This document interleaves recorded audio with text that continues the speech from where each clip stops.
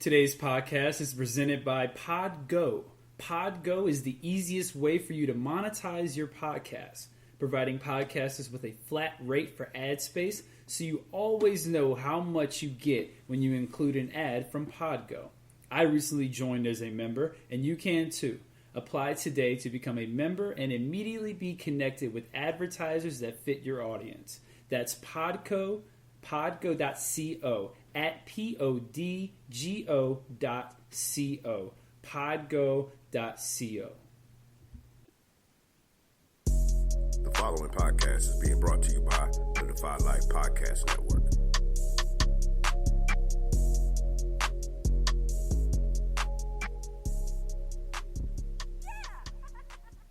Maybe we can still heal you. Why? So you can just lock me up? No. Just bury me in the ocean with my ancestors that jumped from the ships. Because they knew death was better than bondage. Oh, you think darkness is your ally? You merely adopted the dark. I was born in it, molded by it. I didn't see the light until I was already a man. By then it was nothing to me but blinding. The shadows betray you because they belong to me. In the hell do you think you are?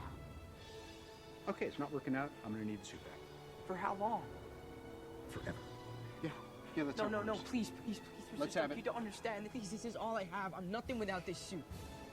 If you're nothing without this suit, then you shouldn't have it, okay?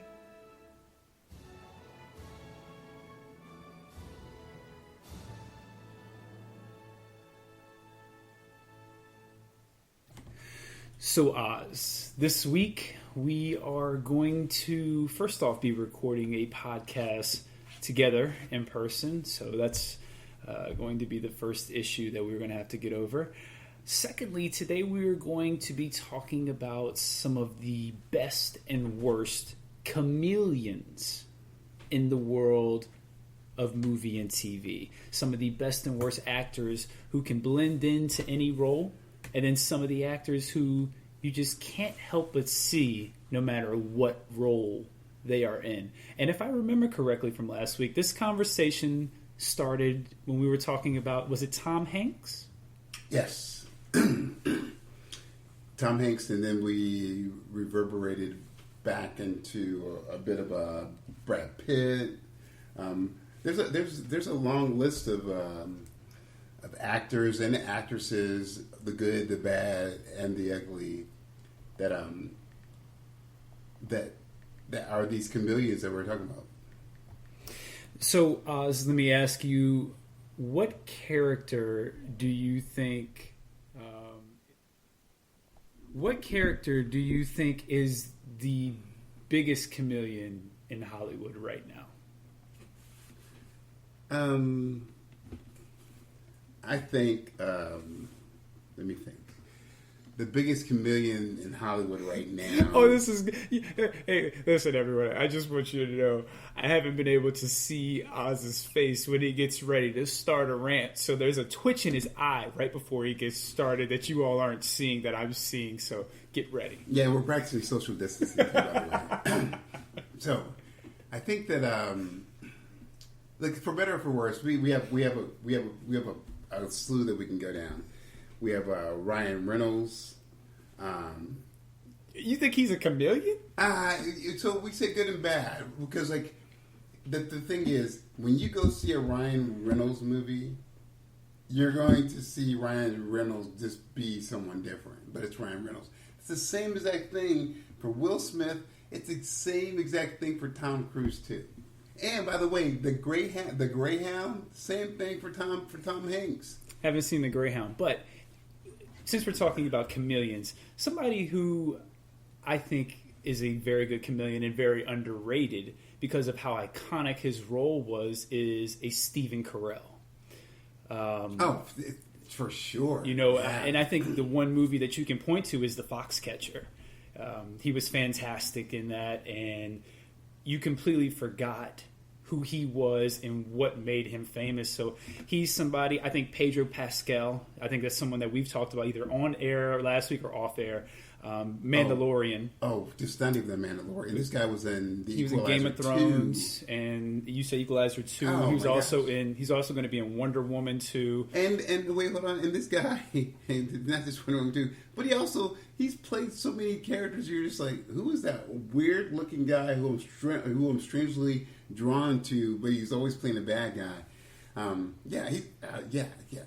His page was great. So somebody I'm not too sure which side of the coin they fit in is actually one of your favorite actors, and that's your boy Chewie. Chewie's great. Chewie's also in this. He's a great actor, but does he blend in? Okay, I'll give you this. So, I think that, and everybody should comment on this. If they wouldn't have chose Chadsworth. Chadwick Boseman? Chadwick for Black Panther, Chewie would have been a great runner-up for Black Panther's father or Black Panther. I think this guy is. I've loved him from and the little secret thing about what this guy does. He sneaks into all sorts of genres. He was in, I think, 2012 the Apocalypse film. Not just that. He was also in, it escapes me right now. Oh, sorry, the Firefly movie where he was the bad guy. He was great in that. And he Four Brothers? Oh, my God, dude. The Four Brothers? Dude. I mean... That's the first time I ever saw him was Four Brothers. I'm going to say it like this, man. I'm going to be straight.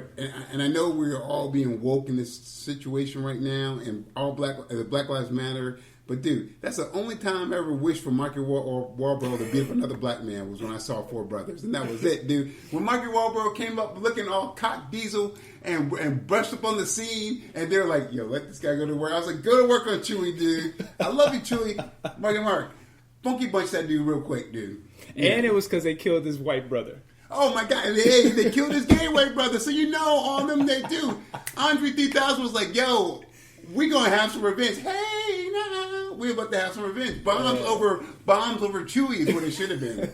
Okay? But Chewie's also in the new Netflix one, the Old Guard movie that's taken from the comic book, which is like, he's good. My fear for this guy is, I think he's just like, I'm settling in. I don't want to do any more where I'm seen as a crazy action dude. He's still got the action potential left in him, dude. If you don't believe me, please find, steal, rent, borrow Red Belt the movie. I was wondering when you were going to bring up Red Belt. Red Belt the movie. I'll tell you how much of a geek I am. You sit me down and play Red Belt the movie, the Highlander #1 director's cut on repeat for me. That's a holiday for me. A holiday? Oh, sorry. That is vacation. That not even a holiday. That's a vacation for me. Play that on repeat and let me have my nachos. I'll be great. All right. So you mentioned Will Smith.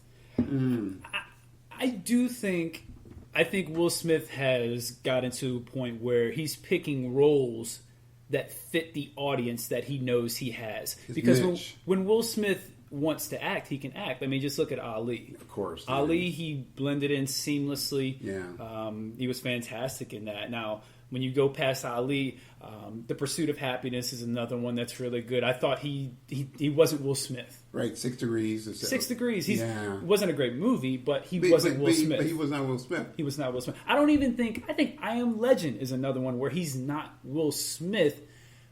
Oh, let me rephrase that. Mm-hmm. He is Will Smith if he was the last man on Earth. Yeah, but don't you think I Am Legend is also when he started going, oh, I am Legend, but I am also figuring out my audience too. I do, and I think, but that was a groundbreaking one for him. But I don't think that's it. I don't think that should be a bad thing. No. Look, dude, at this age, and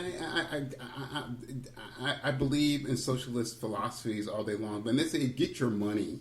And look, dude, if you know your niche, you know, people don't be bagging on Tom Cruise when he knows it, or Brad Pitt when they certainly knows his niche. So Will Smith knows his niche.